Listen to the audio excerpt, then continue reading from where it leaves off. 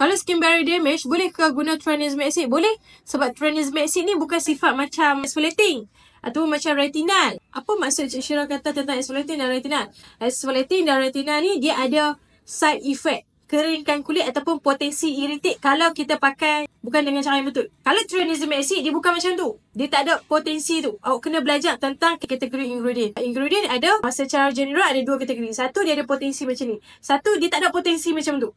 Kalau tranexamic acid dia kategori yang selain ni. Kalau dia kategori yang selain tu, kalau damage skin barrier awak boleh pakai. Cuma satu benda. Kalau awak tanya tranexamic acid. Tapi kalau tranexamic acid yang awak nak try tu melanon. Contoh kalau awak nak pakai melanon lah. Saya nak beritahu awak. Melanon ni dia memang ingredient tranexamic acid tu bagus. Dari segi formulasi Cik Syirah cakap tu dia boleh pakai untuk damage skin barrier.